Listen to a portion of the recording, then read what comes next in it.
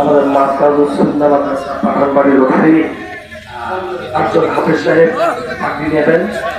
হুজুর প্রথম হাফেজ সাহেব আইদান তুরহা তাকে পাখি করিয়ে দিচ্ছেন। এরপর হাফেজ আব্দুল্লাহ আল মাহবুব মজুমদার তিনি পাখি গ্রহণ করছেন। হাফেজ আবু সালে আহমেদ পাটোয়ারি হুজুরের হাত থেকে পাখি গ্রহণ করছেন।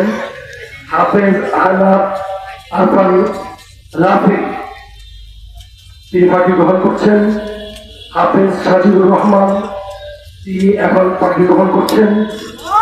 হাফেজ জিলানুল ইসলাম রিহান তিনি এখন পাখি গ্রহণ করবেন। হাফেজ ওয়ালিউদ্দিন মুজাফফর আহমদ তিনি এখন পাখি গ্রহণ করবেন।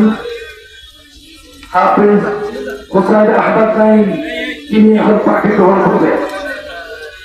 আমরা আজকের বিশাল হাউস থেকে মাদ্রাসাতুস সুন্নাহ মাদ্রাসার জন্য সফলতা কামনা করছি। সকলে বলে আমিন।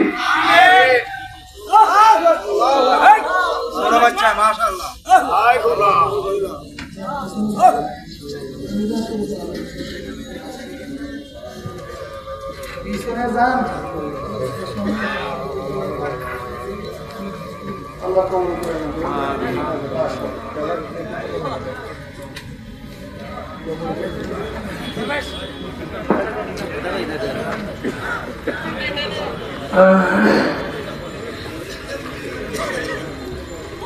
আলহামদুলিল্লাহ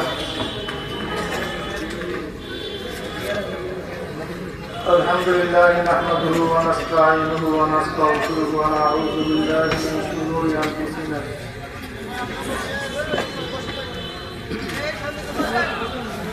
من يهد الله فلا مضل له ومن يضلله فلا هادي له ونشهد أن لا إله إلا الله وحده لا شريك له ونشهد أن محمدا عبده ورسوله أما بعد وأعوذ بالله من الشيطان الرجيم بسم الله الرحمن الرحيم يا أيها الذين آمنوا صلوا عليه وسلموا تسليما اللهم صل على سيدنا ونبينا وحبيبنا ومولانا محمد صلى الله عليه وعلى آله وصحبه وسلم.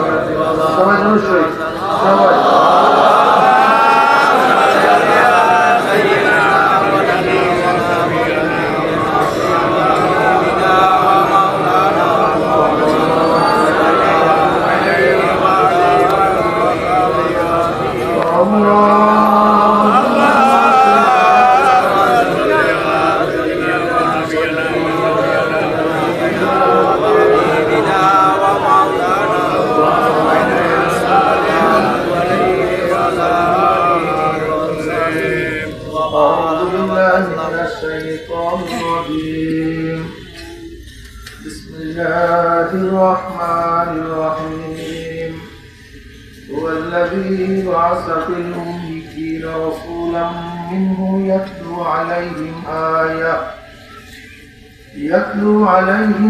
آياته ويزكيهم ويعلمهم الكتاب والحكمة وإن كانوا من قبل لفي ضلال مبين.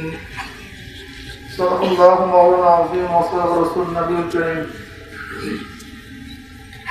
আল্লাহ পাকের বান্দা জনাব মুহাম্মদ রাসূলুল্লাহ সাল্লাল্লাহু আলাইহি ওয়াসাল্লামের উম্মত আল্লাহ পাক রব্বুল আলামিন আপনাকে আমাকে এই ফিতনা ফাসাদের জমানায় যখন তামাম দুনিয়া থেকে ইসলাম মুসলমানকে মিটিয়ে দেওয়ার ষড়যন্ত্র চলতেছে, তামাম দুনিয়ার মধ্যে ইসলাম মুসলমান থাকবে কি থাকবে না প্রশ্নের সৃষ্টি হয়েছে। যে জমানায় মানুষ নেকের কাজ ছাড়তেছে, গুনার কাজ ধরতেছে, শুধু গুনার কাজ ধরে না, বরং গুনার কাজে প্রতিযোগিতা শুরু করতে কে কার আগে জাহান্নামে যাবে, সবাই বলে